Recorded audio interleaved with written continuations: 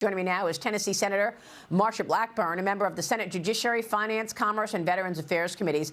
Senator, it's great to see you. Thank you so much for being here. Sure. Yes, good to join you.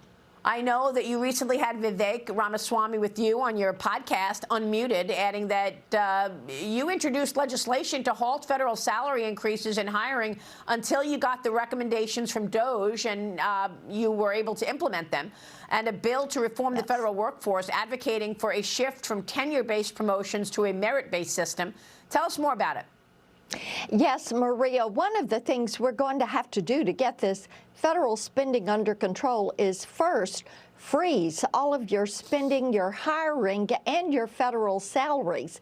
And that will help us eliminate some of these positions. People are not showing up to work. They're still working remotely. The VA is a great example of this. If you're in VA healthcare, you are working 5 days out of a 10-day period. If you're in benefits, you're working 2 days out of a 10-day period. This needs to come to a stop.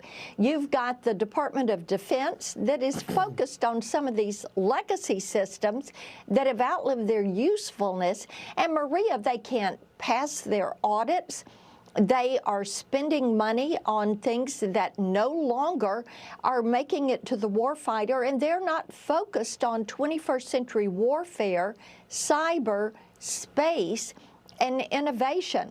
So yes, indeed, we need to focus them so that we have a good, strong country. And I tell you what, I've visited with Pete Hegseth, who is the nominee for Secretary of Defense. He gets this. He has experience not only as a warfighter, but in business and in messaging. He is a perfect fit to come in and reorganize, work with the team, and reorganize the Department of Defense so we do achieve peace through strength. Yeah, you know, Senator, I'm glad you brought up the defense piece of this, because this morning we've been reporting that China is banning the exports to the United States of gallium, germanium, antimony in response to sanctions around chips. So, you know, these products that China is banning go in, these materials go in everything from semiconductors to satellites to night vision goggles. They are targeting the use of materials we need for our defense industry. Why do we rely so much still on China for such an important industry as defense? And I've asked this question repeatedly in terms of the drones.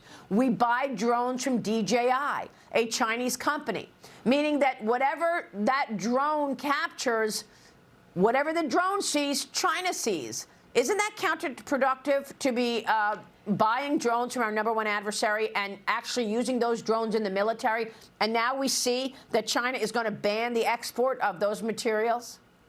Of course. This is something we need to realize, whether it's a DJI or TikTok, Maria.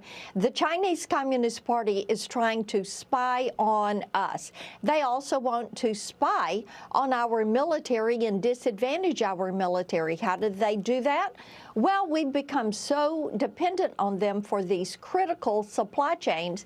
They think now they can compromise those supply chains. This is why we have to repatriate this manufacturing to the U.S.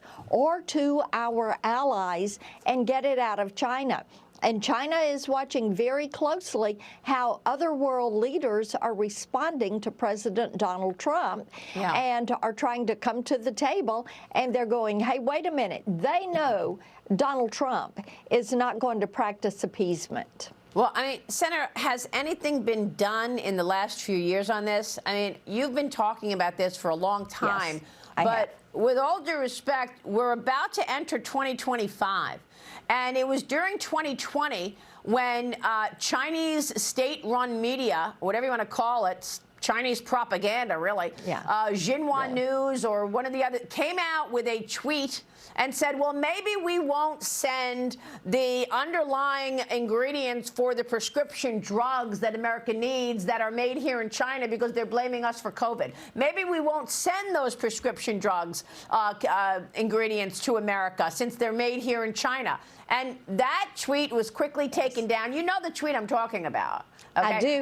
I do, absolutely. And they threatened us that they weren't going to send us prescription drugs. They're made in China. And today, we still buy the underlying ingredients for the prescription drugs from the supply chains made in China. So it's been 5 years of talk, talk, talk, talk. Are we ever going to make a change in terms of how much we rely on China's supply chains?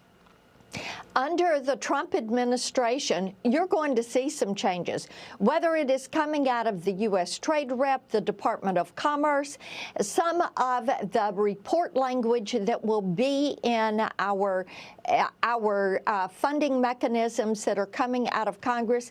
Maria, you are going to see this because we fully recognize whether it is chips or whether it's active pharmaceutical ingredients or whether it is PPE. You have to have a reliable source for these critical supply chains. Right. We've talked about drones, pharmaceuticals. You can also talk about electronic or telecommunications equipment, or you can talk about transformers for electric power distribution.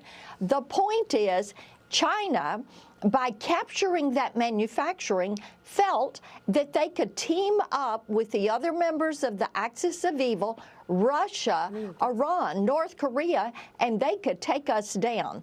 But the message to China is America is coming back, and we are not going to put up with you trying to compromise what we are able to do to defend this nation. Yeah, and I know that you said a lot of this in your campaigning.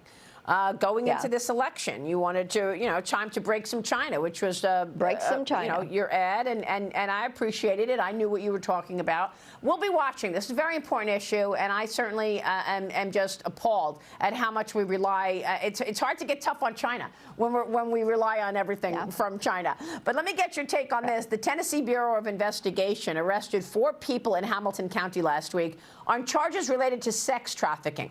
One of those suspects is a member of the Venezuelan gang Tren de Aragua and is suspected of committing violent crimes in Chicago and in New York City.